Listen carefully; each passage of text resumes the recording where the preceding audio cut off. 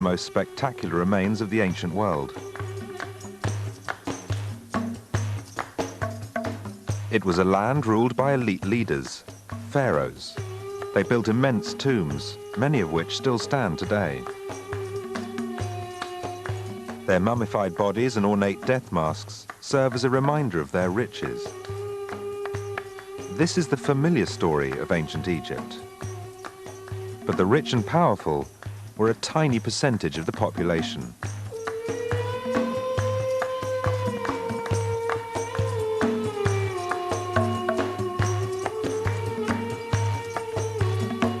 Recent discoveries, just a few steps from the Great Pyramid at Giza, reveal the secrets of the people who really built these breathtaking structures.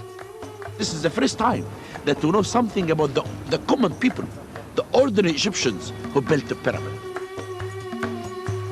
Though less powerful, they too bequeathed a legacy, not of gold, but written on stone. I think this kind of document is particularly interesting because it is a document of the ordinary people of ancient Egypt. Egyptology is changing as it starts to turn its attention to the people who physically built the national monuments of ancient Egypt, the workers.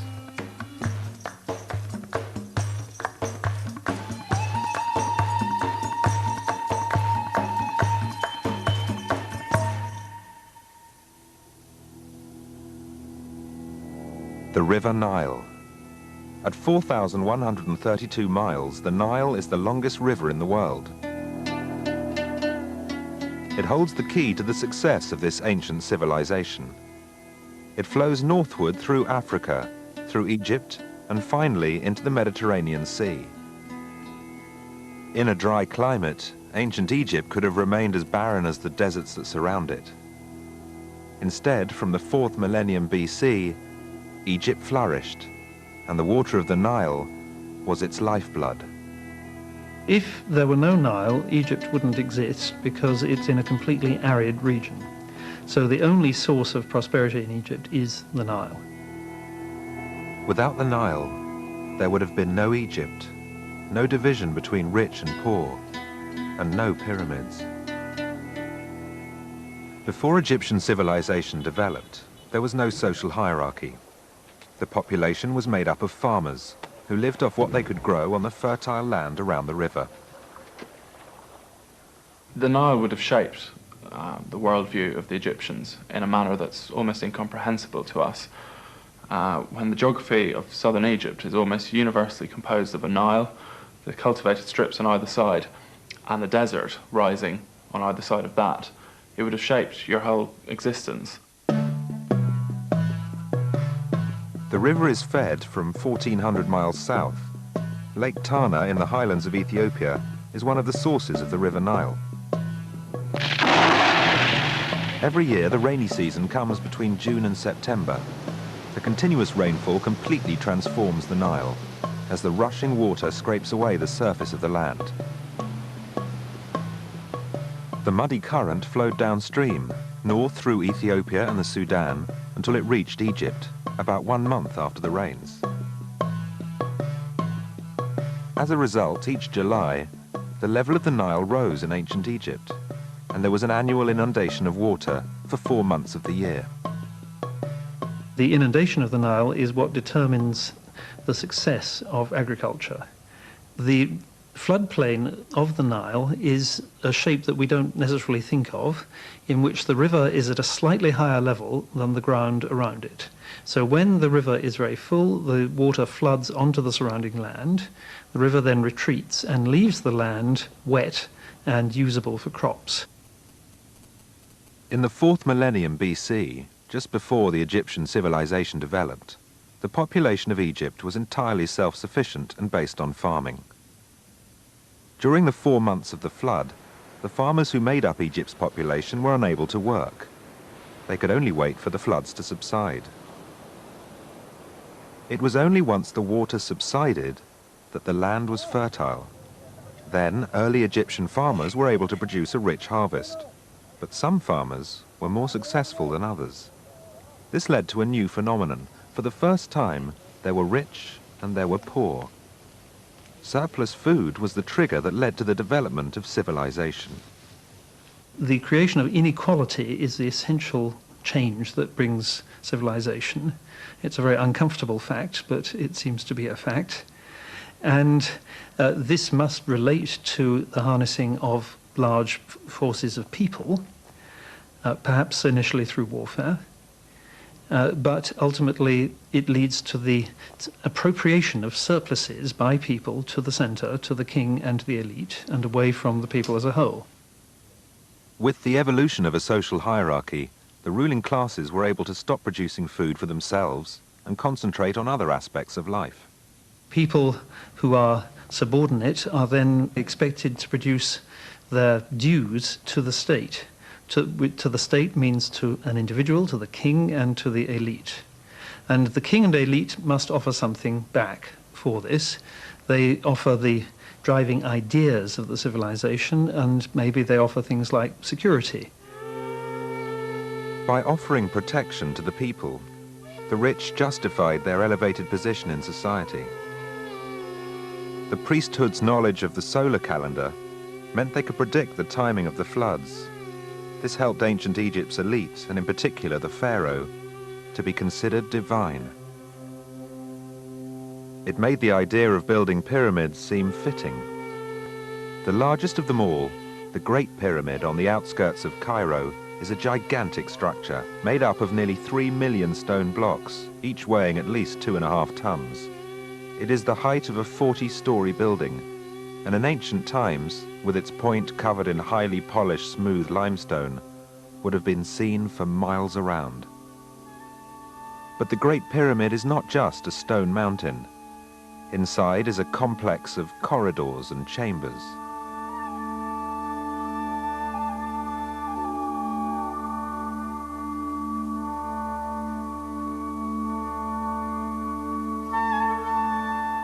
As you enter, you come to a narrow downward slope. Eventually, an upward slope appears, leading to the Grand Gallery. The corridor narrows even more as it moves towards the largest room in the pyramid.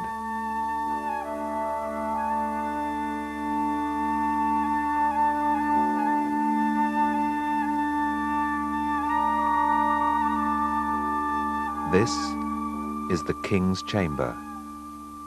An open sarcophagus has been placed inside, but the mummified body of the king for whom the pyramid was built has not been found. That king was Khufu, who reigned for a short time 4,600 years ago. Egyptian civilization lasted well over 3,000 years, and during under half of that, kings were buried in pyramids. The 4 largest pyramids were all built within a century. The study of ancient Egypt has concentrated on a brief period of pyramid construction. It has reflected the life and beliefs of the people of this remarkable civilization. There is no clearer evidence of these beliefs than in Cairo Museum. Here is a collection which speaks volumes about the rich in ancient Egypt. The mummies.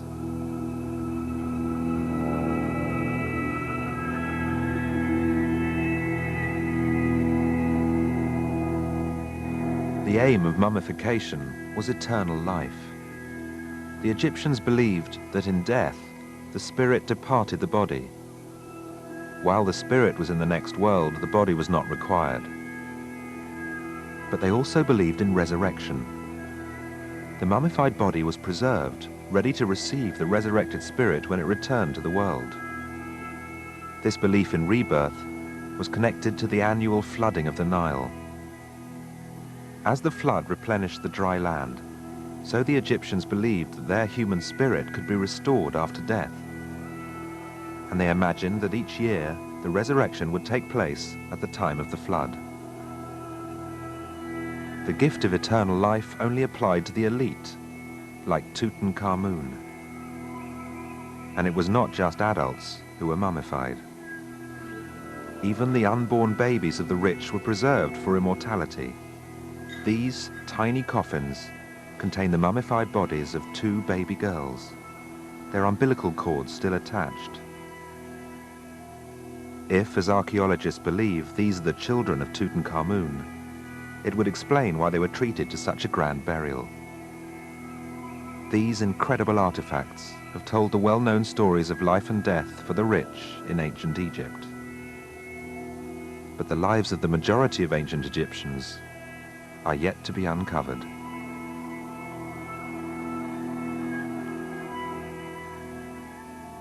Poorer people tend to be buried in simple pits in desert conditions. Now that can often lead to excellent preservation, but the history of Egyptology hasn't focused on that because it's always been an artifact-dominated science so far. But it's slowly changing, and we're beginning to reassess those less spectacular remains, because after all, they'll tell us about the vast majority of the population. Now, as excavations in Egypt bring to light more evidence, there is increasing insight into the lives of working people. And because it is largely those people who physically built the monuments of ancient Egypt, it is possible that in discovering what life was like for the lower-class Egyptians, there may be a clue to how the vast monuments of Egypt, including the pyramids, were built.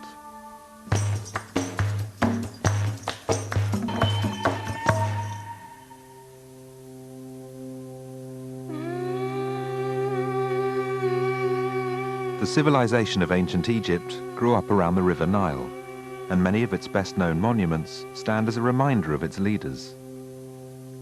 But now Egyptologists are beginning to look not at the rich, but at the ordinary workers. Herodotus, the Greek historian, believed that pharaohs such as Khufu forced slaves to build the pyramids, and that theory has been passed down for nearly 2,500 years, from the Old Testament to Hollywood movies. But now, thanks to recent excavations around the pyramids, most Egyptologists think very differently. Here, a few hundred yards south of the Great Pyramid, are the ruins of what has come to be called the Workman's Village. Dr. Zahi Hawass is in charge of the excavation work and management of the pyramids. This is the new tombs that we found. Very interesting tombs. You never see tombs like this only in Aswan at Qubbat al-Hawa. But this is a very interesting style because this is the first time that we know something about the common people, the ordinary Egyptians who built the pyramid. And this is why this discovery is amazing, because from each bone and from each stone, you can know something about the people. The bones excavated at the Workman's Village are taken for analysis to the National Research Center in Cairo. The bodies of nearly 1,000 skeletons were found in the Workman's Village, and they revealed something about the people buried there. This bone is from a man's arm. A mark can be seen which shows that the bone was broken and treated. The swollen area is where the bone has healed. X-rays reveal that the bone has been fully reconnected using a splint. If the workmen in this village had been slaves, it is most unlikely that they would have been given such excellent medical care. Other bones support the theory that the workmen were not enslaved. Many skeletons of women and children were found, leading Egyptologists to conclude that the workmen could not have been slaves. At the workmen's village, there were also women and children. If the pyramids were constructed by slaves, only men would have been brought to the site. However, these men were living with their wives and children. Their lives were run independently. They were not slaves. The workmen were ordinary Egyptian people. A further clue to the life that ancient Egyptian workers led can be found in the British Museum. Here, noted down on limestone, is the equivalent of a timesheet for day-to-day work. The tablet is a record of people who did not turn up for work, the date of the absence, and the reason for it. It is inscribed on both sides and contains a record of about 40 names of workmen. I think this kind of document is particularly interesting because it is a document of the ordinary people of ancient Egypt. In the case of a worker called Seba, whose name is written here at the beginning of this line, he was off for one day because he was bitten by a scorpion. This is a kind of accident which could have happened even in the house in the village. The village where these workers lived was situated on the desert where scorpions are quite common. And in the case of the worker called Konsu, whose name is written here, he was absent firstly because he was ill for some days here, but then more interestingly, later on, we are told he is at his festival at this point. And this may be a family or personal celebration, such as a birthday, for example. The workers are given leave of absence for many other reasons, varying from illness to bereavement to hangovers, evidence of freedom and independence.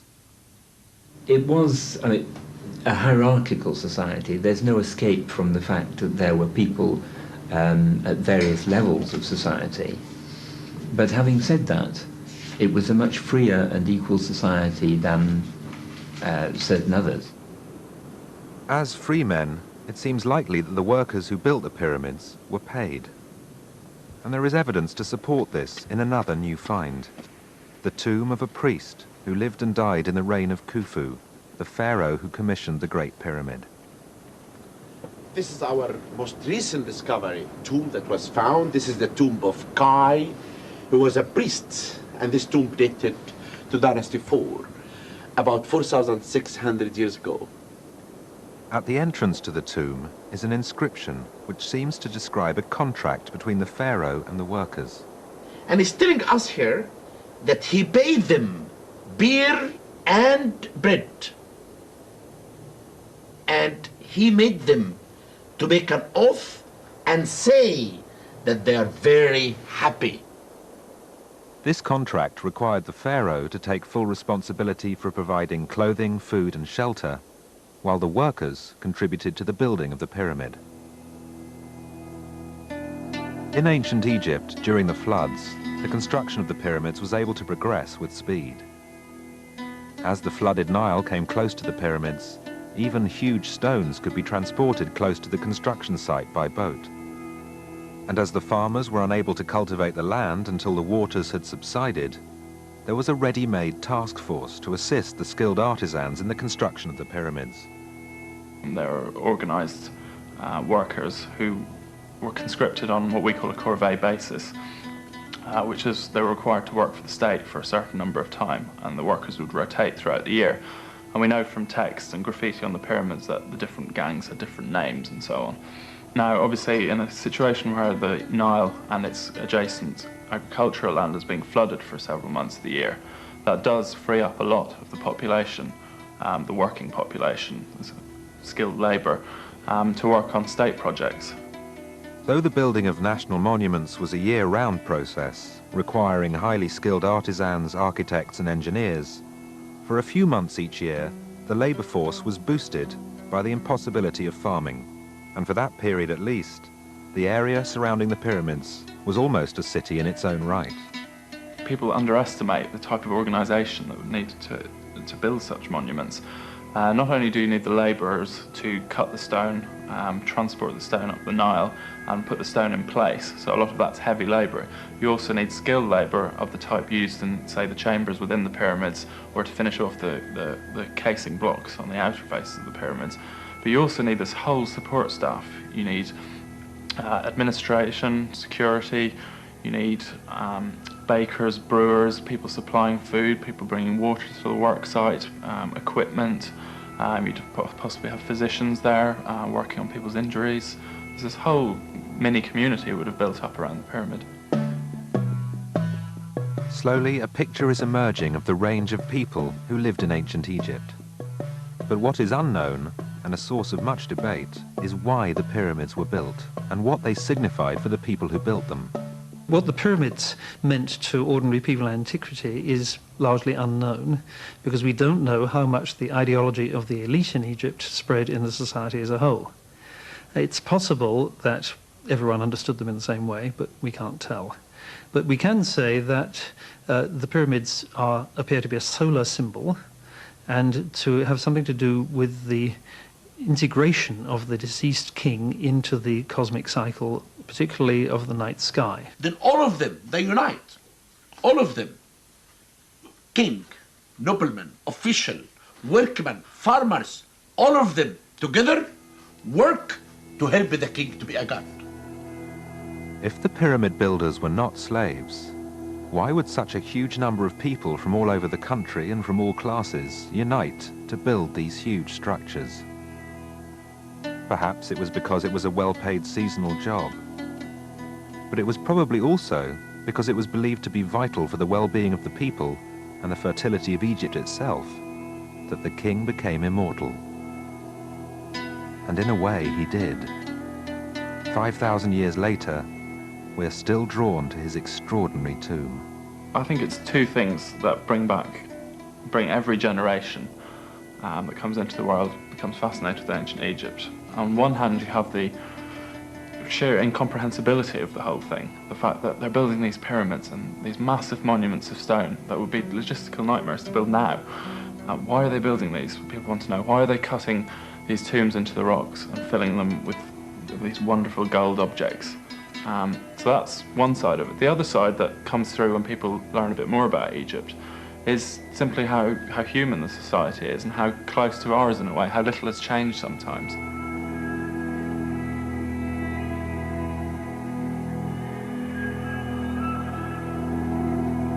It's now known that many of the real pyramid builders of ancient Egypt were ordinary farmers who could never themselves have had a grand burial. But while modern man is still so full of wonder at the sight of these remarkable structures, almost impossible to construct even today, these workers, too, will never be forgotten.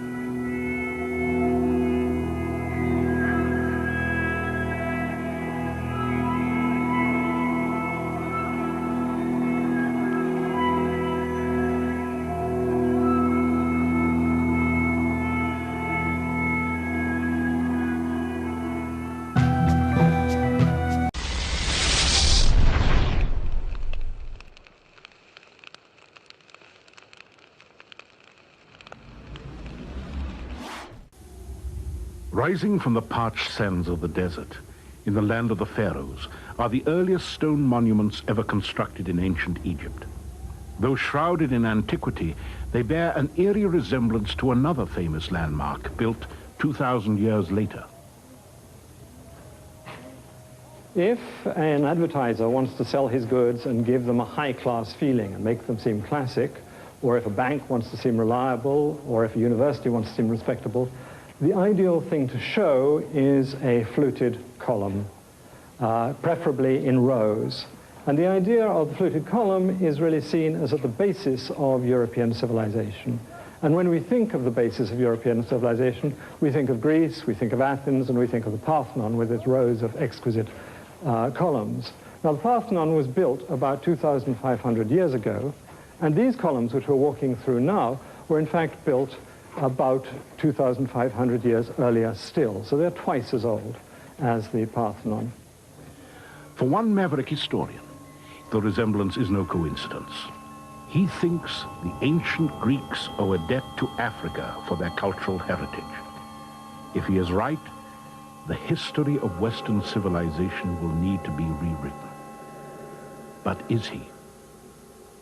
Generations of school children have been taught of the glory that was Greece, of a white civilization that gave birth to cherished notions of democracy, philosophy, and science. But is it true? How much of that view is colored by racist attitudes of 19th century classical scholars? Today, a controversial new theory that the roots of Greek civilization lie in ancient Egypt has archaeologists in an uproar.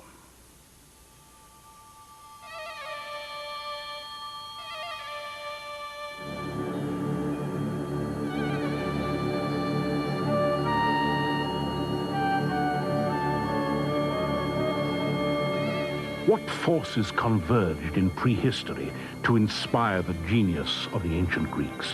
Who forged the destiny of Western civilization?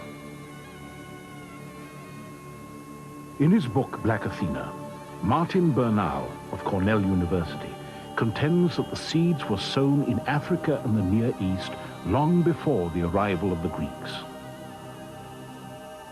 His search for proof begins in Egypt, at the famed step pyramid at Saqqara, the first ever built. Surrounding the pyramid is a complex of buildings and courtyards believed to be a replica of the palace of King Zoser at nearby Memphis, then the capital of ancient Egypt. We're now at Saqqara, which is a place of firsts. It was the place where the first pyramid was built. It was also the place where the first fluted columns were erected, and the place in general where stone architecture was used. So here we have the beginning not only of Egyptian civilization, but Western civilization as a whole. That from Egypt and from these beginnings in Egypt, we can see the development of Greece and Rome and modern European civilization as a whole.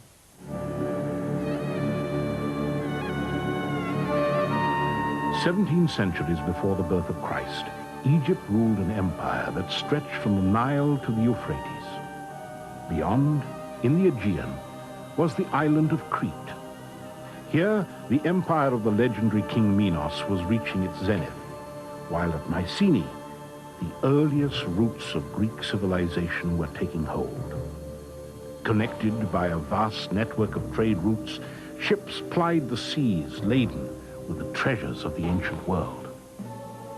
Bernal believes that during this time, the Egyptians and the Phoenicians attacked the palaces of Crete and colonized the Aegean. Bernal's colleague at Cornell, John Coleman, is currently excavating the ancient city of Halif.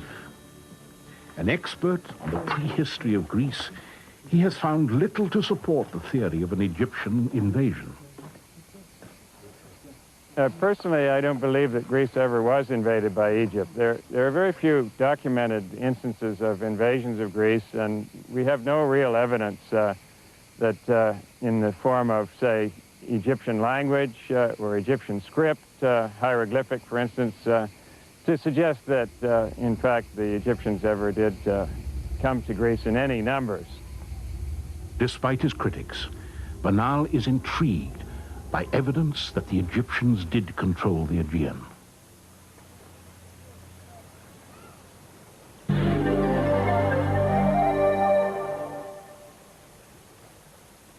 On the west bank of the Nile at Luxor, in the shadow of the Valley of the Kings, are the tombs of the nobles. Buried here are the most powerful men in Egypt next to the pharaoh. We're now in the tomb of Reshmireh, who was a high official of the great pharaoh Thutmosis III.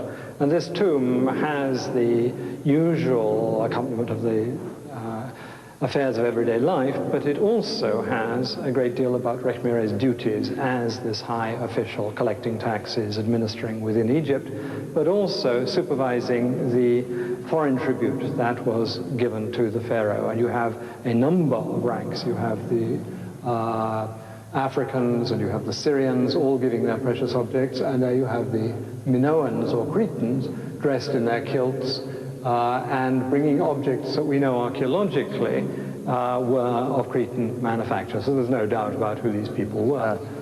Professor Bernal sometimes speaks as if they were bringing tribute, as if Egypt somehow had control of the Aegean area. But in fact, recent studies have shown that they're gift bearers rather than indicating that they were in any way under the control of Egypt. Now, whether the Greeks considered they were giving tribute or not is another question, but this is the way Reshmireh and his pharaoh, Thutmosis III, interpreted it.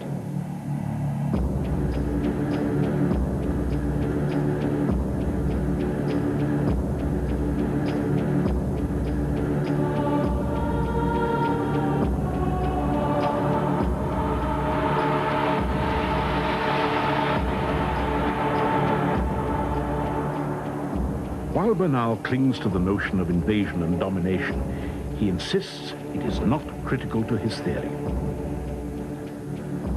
My historical scheme doesn't rely on the idea of Egyptian or Phoenician invasions or settlements of Greece. What I argue is that Greece is permeated with Egyptian and Phoenician influence because of contact over a period of more than 2,000 years contact of all sorts, because the two countries are not, the two regions are not that far apart. To take an analogy, Greece is about as far from Egypt as Japan is from China, and we would be very surprised indeed if we found that Japan had no Chinese influence, but in fact it is full of Chinese influence. That's not to say that Japan is a mere reflection of China, but that you cannot hope to understand Japan unless you realize its Chinese roots in that way. Similarly, I think we should not do as the classicists have done and try to view Greece in isolation without seeing its outside roots.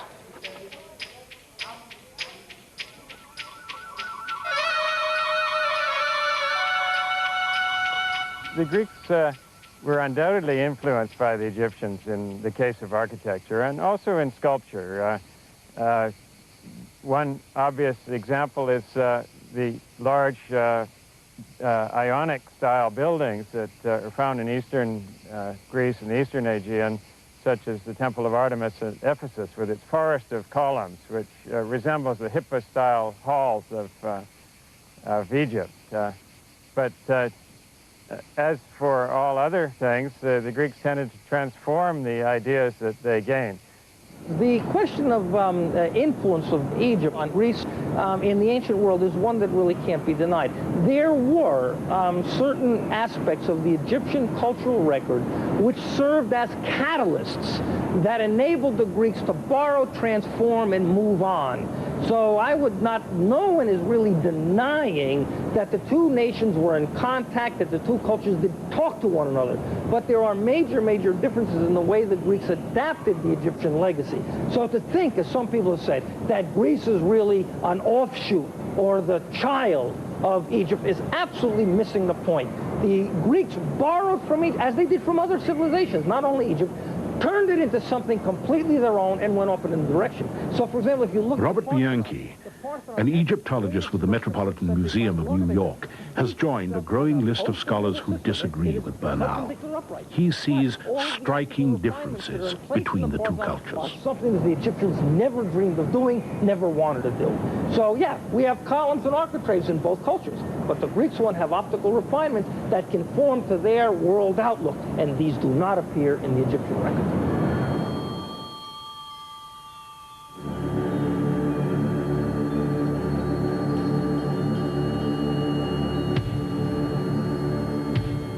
The Great Pyramids of Giza are the most durable relics of the ancient world. The final resting place of the pharaohs, they testify to a fundamental tenet of the Egyptian faith, belief in the afterlife.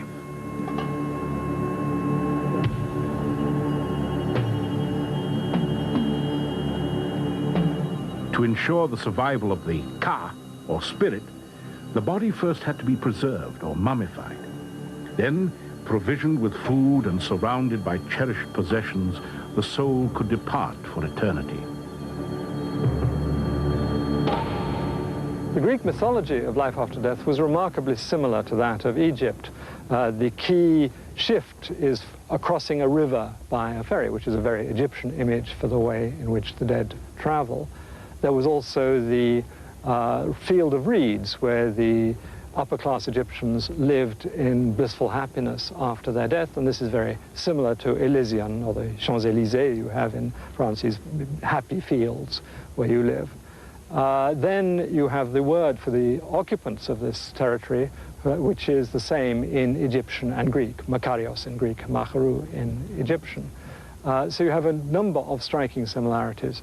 We have to understand that the Greeks, because they were using letters and words, were able to evolve an atomic theory. They were able to deal with invisibility. They were able to deal with how the universe was composed, what matter was all about. And that's a major, major difference. The Egyptians never speculated in that kind of rarefied way. This also holds true in areas of religion. Whereas, for example, the Egyptians believed that the body had to be intact in order to be reborn. The Greeks, on the other hand, would allow the bodies to be cremated. This is a heresy to the Egyptians because the body was now destroyed.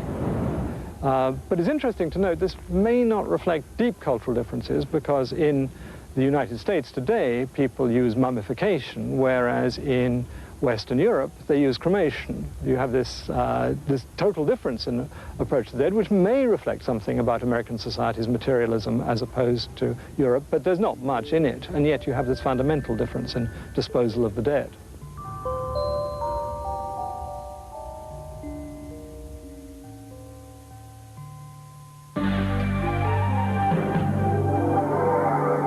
Of the pharaohs attest to their mortality, but to the ancients, they were gods.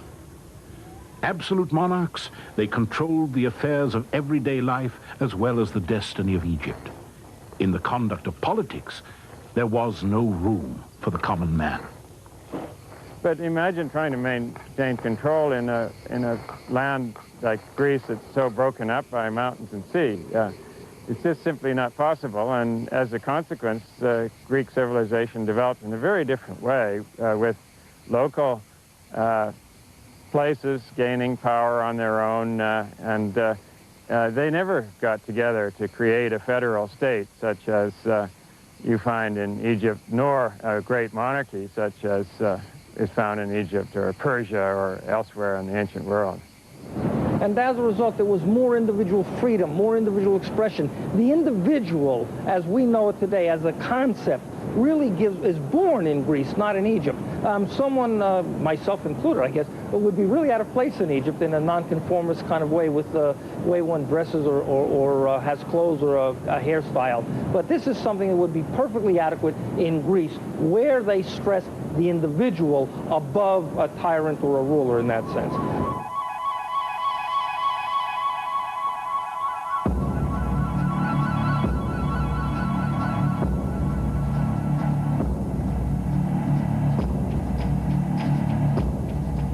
Even in the Egyptian art, there was no freedom of expression. These paintings, breathtaking though they are, were not created. They were executed according to the dictates of the pharaohs. Artists painted what they were told, not what they saw.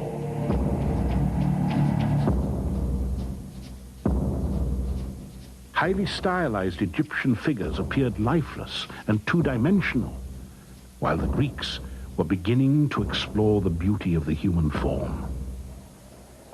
The Greeks already begin to explore the body beautiful. The Greeks begin to be more naturalistic, more anatomically accurate, rather than stiff and rigid. And these two differences are also reflective of the differences in culture.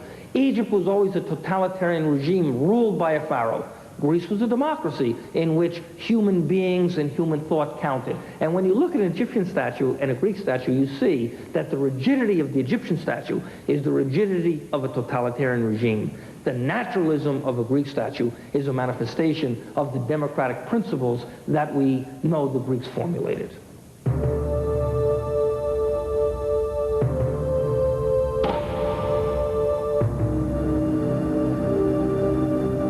By 500 BC, the reign of the pharaohs had come to an end. Did the human spirit rise from the ashes of a dying civilization? Or did the Greeks invent themselves? Greek is an Indo-European language, and therefore there must have been major influences from the north to make it one. On the other hand, there are an extraordinary number of elements of Greek language and other aspects of Greek civilization that are not Indo-European, and I believe these can be very plausibly explained as coming from Egyptian or Semitic. The undeniable fact is, of course, that Egypt did play a role in the formative development of Iron Age Greece. That is to say that Egypt and its cultural traditions formed a catalyst whereby the Greek achievement was able maybe to get a spark and then develop. But what we have to understand is they are fundamentally different civilizations. Let me give you a case. Backed by the archaeological record, most modern-day scholars agree with Robert Bianchi. Now it remains for Martin Bernal to prove his case. My fundamental claim is not that Greece is a reflection of Egypt and the Levant. Clearly, it's a very different and independent culture. On the other hand, I believe it's impossible to understand Greece without seeing the depth of Egyptian and Semitic influences upon it. And this is what classicists have tried to avoid. They've tried to minimize something that I believe is absolutely central to the formation of Greek civilization.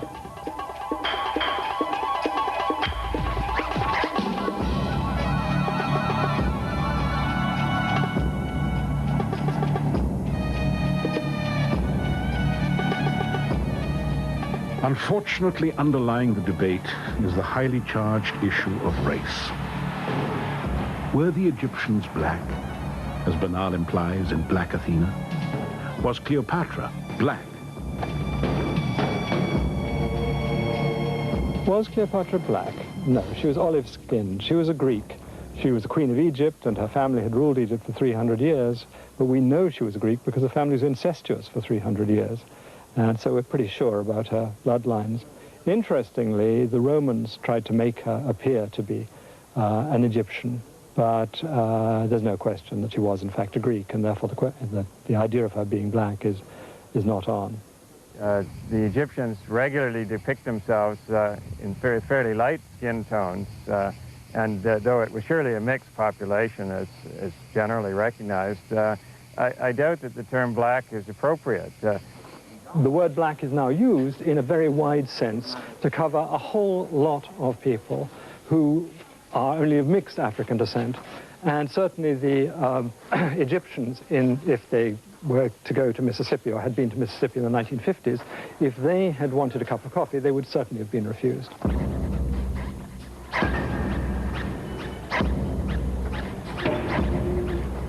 We are living in a world in which people are beginning to understand the value of non-European cultures, the contribution that women are making in the world. And if we're going to become picky and start to argue and nitpick about he's black, he's white, he's this and that, we are losing the entire focus of the humanities, and we will quibble today instead of being able to live in a more enlightened society that recognizes individual difference for what it is, but preserves and bequeaths to our children and our children's children those characteristics of civilization that we deem worthy of preserving. The debate over what role Egypt played in the rise of Greece has raised an incendiary question. Was Egypt black? Does it matter? It matters deeply to many African Americans searching for role models in the ancient world. Scholars, however, insist that such a notion represents a serious misreading of the archaeological record.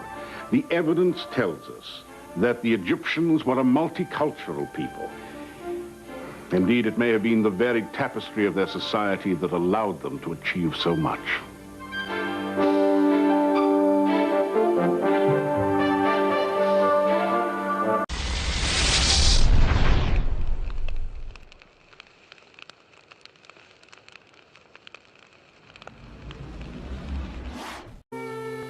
The largest of them all, the Great Pyramid on the outskirts of Cairo, is a gigantic structure made up of nearly 3 million stone blocks, each weighing at least 2.5 tons.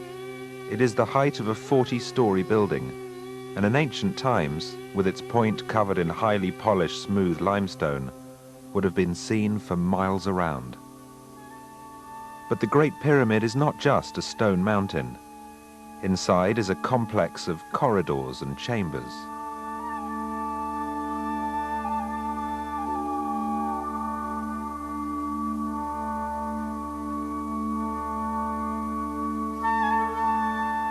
As you enter, you come to a narrow downward slope. Eventually, an upward slope appears, leading to the Grand Gallery.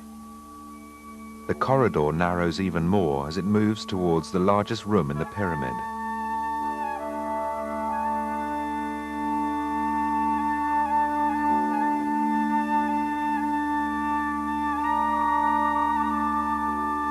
This is the King's Chamber.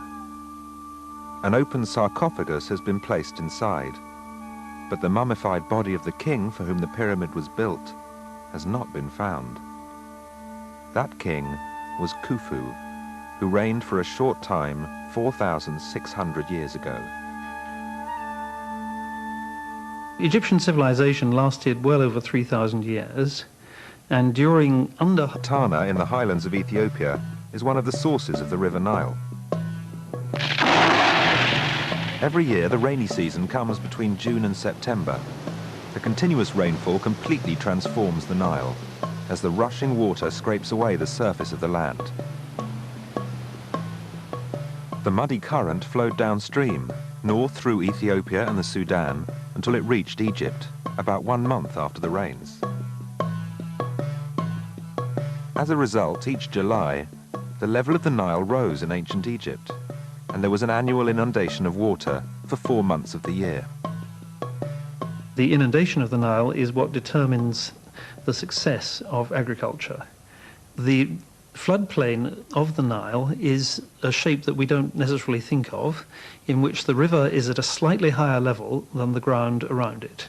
So when the river is very full, the water floods onto the surrounding land. The river then retreats and leaves the land wet and usable for crops.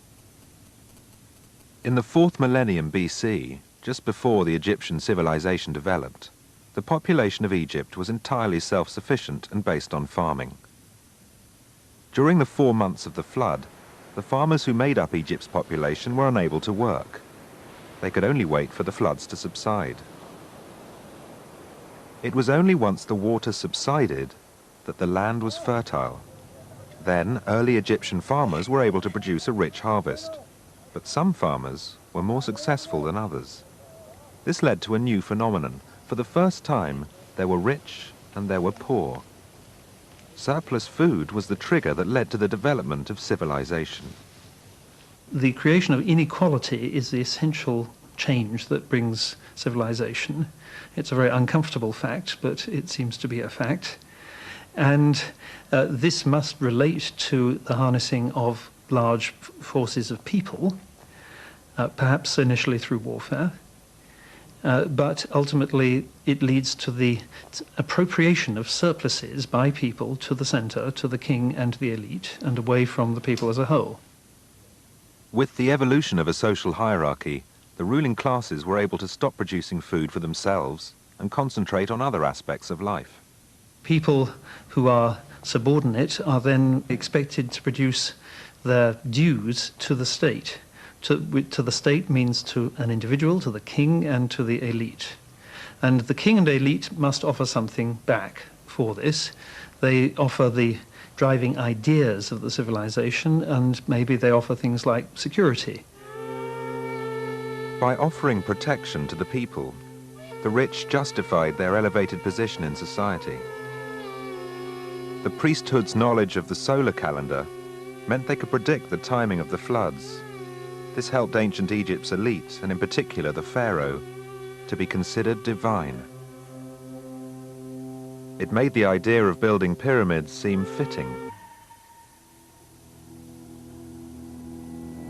The River Nile. At 4,132 miles, the Nile is the longest river in the world. It holds the key to the success of this ancient civilization. It flows northward through Africa, through Egypt, and finally into the Mediterranean Sea. In a dry climate, ancient Egypt could have remained as barren as the deserts that surround it. Instead, from the 4th millennium BC, Egypt flourished, and the water of the Nile was its lifeblood. If there were no Nile, Egypt wouldn't exist because it's in a completely arid region. So the only source of prosperity in Egypt is the Nile. Without the Nile, there would have been no Egypt, no division between rich and poor, and no pyramids. Before Egyptian civilization developed, there was no social hierarchy. The population was made up of farmers who lived off what they could grow on the fertile land around the river. The Nile would have shaped the worldview of the Egyptians in a manner that's almost incomprehensible to us.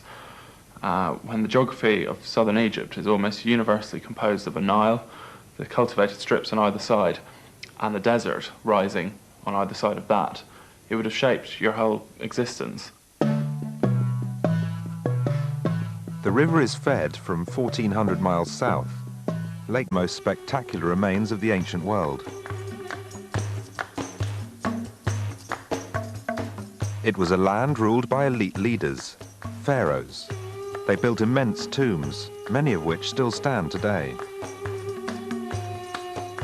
Their mummified bodies and ornate death masks serve as a reminder of their riches. This is the familiar story of ancient Egypt.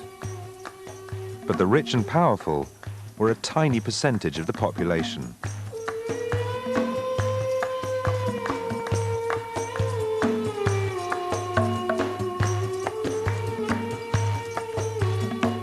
Recent discoveries, just a few steps from the Great Pyramid at Giza, reveal the secrets of the people who really built these breathtaking structures.